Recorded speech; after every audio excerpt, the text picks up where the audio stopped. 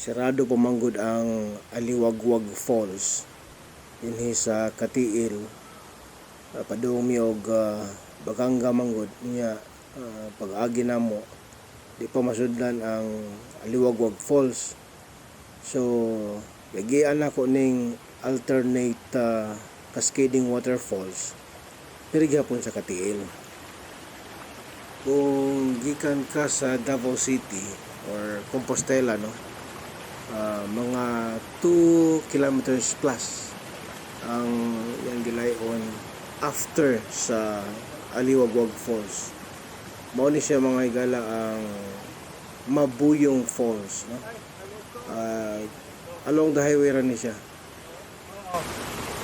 Dili na ko sa una, dito po ko sa katong taas. Nakaabot na ka din eh. Dapat yung uway-uway dagan na mo.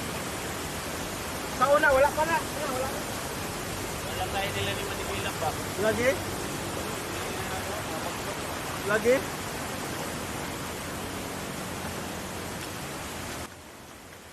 Situated na siya sa Maglahos, Barangay Maglahos. Lagay na siya community at bang. Na dito ilahang main yun, no? Barangay after the hanging bridge.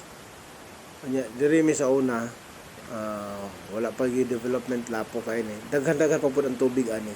So sa unahan ani naani siya 150 feet na waterfalls gid kanang gikan sa taas paubos gid siya, no? Karon mga ginagmay pa ni naa siya diri. Duol ni sa may highway. So kung sirado ang Aliwagwag, pwede mo makaagi diri. Pero syempre, no, magbantay-bantay lang ta kay ang labi na kung dag-umon, delikado gyud na siya pag dili ta makabantay nga basig bubaha og kalit ba.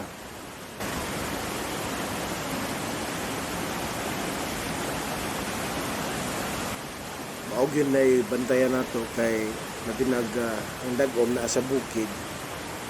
Delikado ang kalit nga pagdako sa tubig o pagbaha. So syempre daghan natin nakita sa online ang kalit lang og dagko ang tubig, delikado. So bantay gyud mo ana.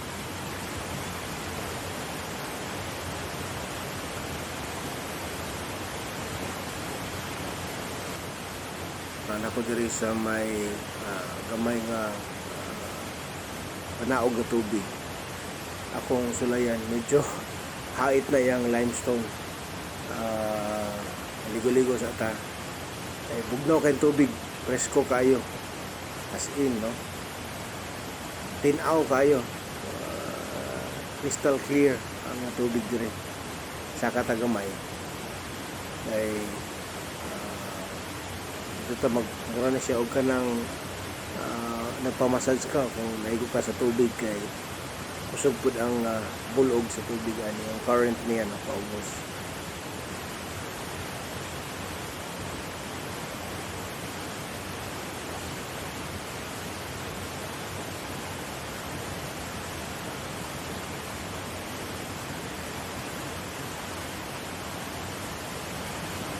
Hinay-hinay ta og saka mo pwesto ta sa taas kay lingkod ta didto.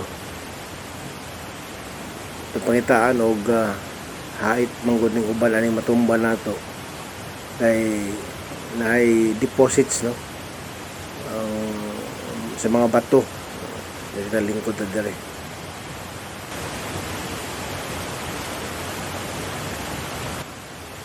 Actually pwede gini siyang kapitan diri sa kumusuroy mo Baganga, Katiil or other East Coast towns sa Davao Oriental nya. Inig-agi lagi nimo sa Aliwagwag kay picture may mahimo kay sirado pa man gyapon. Pwede mo makaagi diri pero with caution gyud na, dapat bantay gyud na may nagbantay. Barato lang gani ang ilahang pabayad diri, wala entrance fee. By the way, private ni siya, no, private na ni siya. So naay cottages lang inyong bayaran. Kami 200 pesos lang ang cottage ang gikuha. Diri rami na niod to.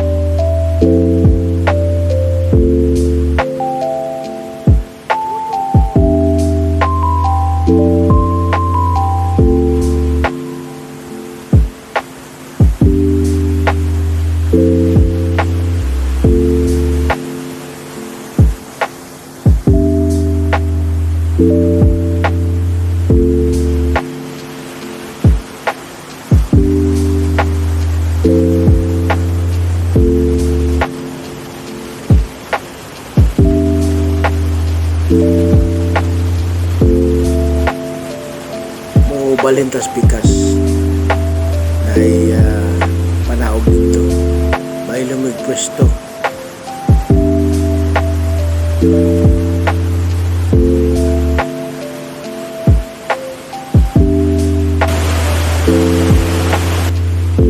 Tinaw jud kayo ang tubig, tanawan ng mga bayo, gikan yun is bukid. Siyempre, og maligo ka diri, refreshing kayo. Labi na gikan ka sa biyahe. Iyo po dayon diretsyo, no? Pahulay po ka dayon. Inig, maabot ka kay para di po ka biglaan sa kabugnaw. Muna siya ang another cascading waterfalls. Salom ta diri.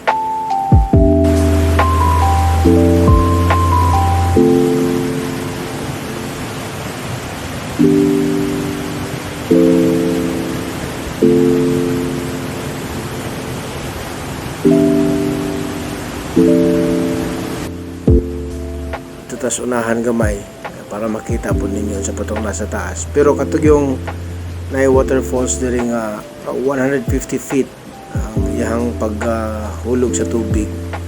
Dapat unahan, kailangan nyo magpa-assist ha. Hindi mo basta-basta sulod din ha. Magpa-assist mo kay kung naay dito sa Tag-iya. Ayaw mo patakag kamo-kamo lang. Although daghan tayo nakikita ng mga locals nagasaka, labi na mga batanon, pero ayaw mong sundog sa ilahang. Kung kamo dili taga dinhi, magpa-assist din mo saka.